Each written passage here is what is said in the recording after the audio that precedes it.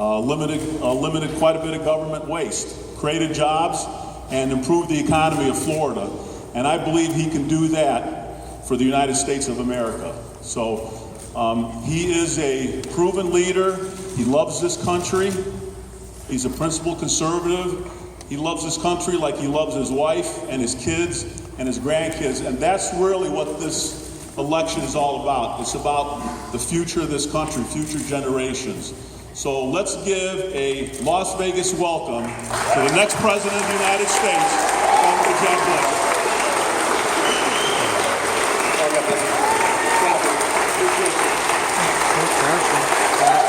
Thank you, Stavros. Thank you all. Thank you, Pastor Martinez. Great seeing you again. You got the coolest mustache of anybody. Please sit down. It's easy to be inspired by the Lord, but it's even easier to be inspired by a pastor who's got that kind of look. Thank you. Thanks for all the work you do. Mr. Speaker, thank you for being here. For all the elected officials serving this community in Carson City and here in Las Vegas, it is an honor and privilege for me to be here. For those that have come to hear me talk and to have a dialogue, I really appreciate it. I'm excited about being a candidate for President of the United States because I believe we're on the verge of the greatest time to be alive in this world. I believe if we fix a few really big, complex things, this country will rise up. And if we don't find common ground, the net result will be that we're going to be in decline. This is a huge time in American history. Everybody always says that this election coming up is always the most important one. This one, I think, is. And so I wake up thinking, first and foremost, what an incredible honor to be a candidate.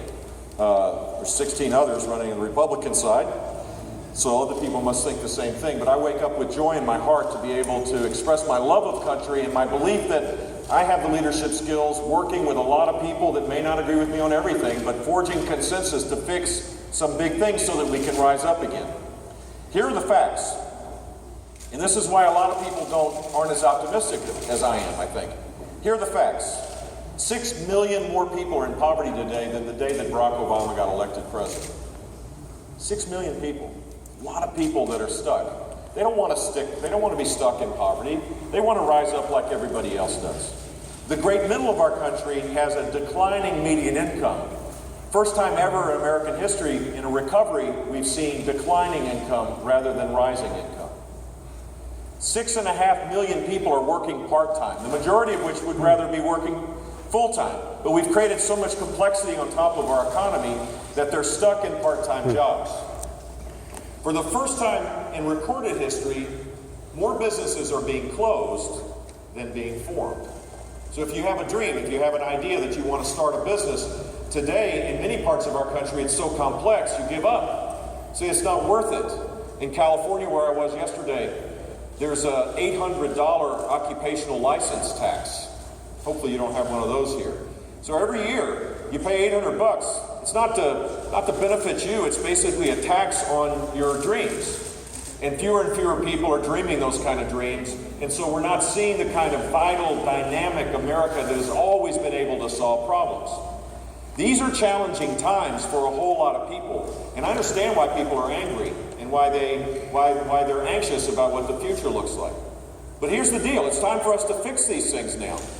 I'm not running to prey on people's fears and their legitimate angst about the future. I'm running to say, why don't we come together to fix these things? And as President of the United States, that would be my mission. Changing the most convoluted tax code in the world.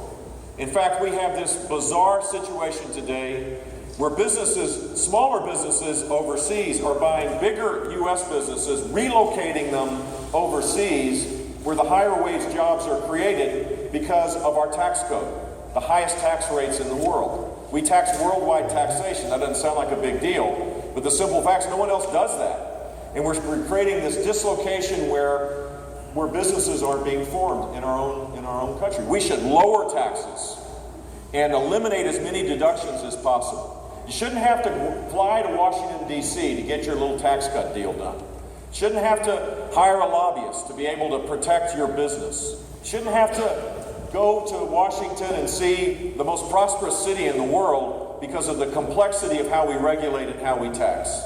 If I'm elected president, we will reform our tax code by lowering rates for personal income and for corporate income and eliminate all of these deductions, as many as possible, so that people can decide what kind of dreams they want to pursue. They need to be the ones to do it, not government.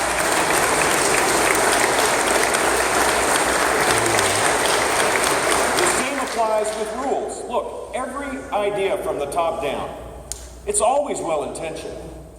I, for one, don't assume that people that believe that we should regulate everything from Washington, D.C. are poorly intended. But the net result is it doesn't work. Every time we take power away from our communities and our state, we get a bad outcome. And so whether it's the EPA now creating these massively complex rules on top of power generation, expanding the way beyond what the executive authority exists as it relates to this very basic issue that's going to raise utility prices for everybody in this country and is going to make it harder for businesses to be competitive, or whether it's the FCC that now has decided that access to the internet needs to be regulated with a 1934 law. A little bit different. Al Gore hadn't invented the internet, in 1934. We had one wireline carrier. The 1934 law may have made sense when there was AT&T. It doesn't make any sense to regulate the internet and the access to the internet and imply that there's the possibility of regulating the content to create productivity and the possibilities of expanding our economy that a decade ago we couldn't even imagine. Every time we have a well-intended idea like that from the top down, it stifles innovation. It stifles the next generation of dreamers. It stifles the jobs that will be high-wage jobs. And it makes us more dependent upon government. So just like with taxes, we need to challenge every aspect of how rules are done. There should be an economic impact for every rule done. Anything that costs over $100 million ought to go back to Congress to get approval, by the way. We shouldn't allow a runaway executive authority to make it harder and harder for all of us to rise up. We should embrace the energy revolution in our midst. Here's the deal. There's a success story that we don't celebrate that much anymore, and it's kind of interesting. This country still leads the world in so many ways. I'll tell you a story. It's a uniquely American story. There have been two technologies in the drilling business that have existed for 25 years or more. Horizontal drilling, the ability to drill and drill sideways, and hydraulic fracking, the ability to go through geological structures in a way that made sense. It was fairly Byzantine, and a Greek immigrant, only in America, a private company, only in America, with private property rights in the subsurface, only in America, through trial and error, most of the time in America, created a revolution. In the late 1990s, people were building liquefied natural gas facilities, these massively expensive facilities to import LNG from the Middle East because we had 10 years of supply left. Now we have over 100 years of supply. We should be exporting LNG. We should make it easier for that to take place. The best deal that American consumers have gotten are the lower utility prices because natural gas prices here are the lowest in the world. Why did it happen? It happened because we didn't have a command and control top-down driven system. We had a system that was open and transparent, where a guy took risks and he actually found a better way of doing things, and he disrupted the technology and they continue to improve. America does that spectacularly well. Every time we create rules on top of that to try to limit its ability, we're stifling the next job to be created. I want to be the president.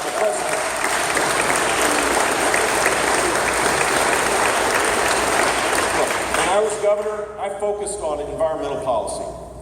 And it was a balanced approach. We focused on creating the field of dreams for high economic growth. Our economy grew at 4.4% every year. We could grow at 4.4% again, or 4% in our country again if we were serious about it. But we also used the revenues that came from that to take care of the most vulnerable in our society. We rebuilt our child welfare system. We dealt with waiting lists for the developmentally disabled. I was totally committed to the most vulnerable in our society because we were growing our economy and generating revenue without raising taxes. In fact, we cut taxes. And we also protected the natural environment. This is not a zero-sum game. We can fix these things and grow economically where people have more money in their pocket and the people that are stuck in poverty can be lifted up. where they can achieve earned success. I know we can do this. I know we can do it, but it's going to require leadership. And while some people here have proven leadership working in local government, I had the chance to be a leader in Florida. Florida's not a California blue state. It's not a Texas red state. It's kind of right down the middle. It's purple as all get out. It's kind of like Nevada in many ways. We have more Democrats, 500,000 more Democrats that are registered. But I ran on a conservative reform agenda, and I got to do what I said I was going to do. I cut taxes $19 billion each and every year, never raised taxes. We reformed our career civil service system where people that were not doing their jobs could be fired. I know that sounds like a radical idea, that lifetime employment in the government sector could be challenged. We challenged it, and we paid people that did a better job more. We moved to a system where we weren't punitive or, it wasn't political. We were just trying to make government work on behalf of people, because right now, you look at what's going on in Washington, D.C., the Veterans Department, the Office of Policy, the Personnel Management, the INS or the ICE Department. If you've ever had to deal with government today, it is way too big. It doesn't work. We should reform, just as we did in Florida, the federal employment system so that they serve us rather than us serving them. And I did that.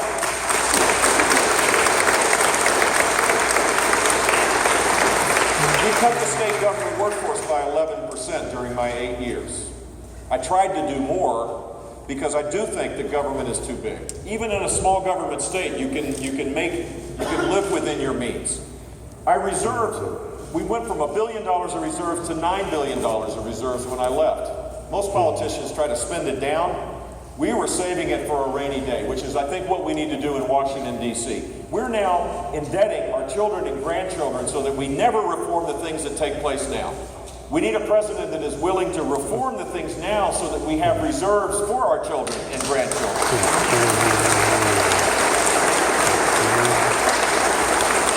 As a leader, I took on the establishment in education.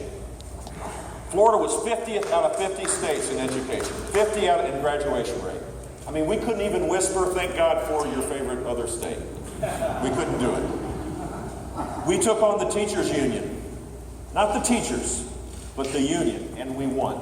We reformed the system. We created the most ambitious school choice programs, and we built the first statewide voucher program, the second statewide voucher program, and the third statewide voucher program. By the way, I applaud the legislature and your governor for passing an ESA law that allows for parents, particularly women. I'll tell you what happens, because we did this in Florida. What happens when you empower parents with choices that they don't have because they don't have the dough to be able to go to a private school? Public schools get better. All schools get better. When you empower parents to make decisions and engage with them and give them a chance to be able to make that decision, everybody has to be moving towards them. And the net result is, in Florida, when we changed this system, we created school choice, we eliminated this insidious program called social promotion. This is what we have in America today. If you're functionally illiterate as a child, you're passed on. It doesn't matter. It's someone else's fault. It's your family. It's the income. It's the color of your skin. The soft bigotry of low expectations exists in America today. It is shameful. We should say that every child, by the time they end third grade, are above below basic. They're above functionally illiterate. Because in fourth grade, it's when children begin to acquire knowledge. Up till then, they're learning how to read. In fourth grade, they're reading to learn. And if you can't read, you're not going to be able to do math and science. Well, in Florida, we took on this orthodoxy. A third of our kids were functionally illiterate. And I'm proud to tell you that has been cut more than in half. And the net result of accountability, of school choice, of focusing on school-based management rather than the bureaucracy, was that Florida has now increased the graduation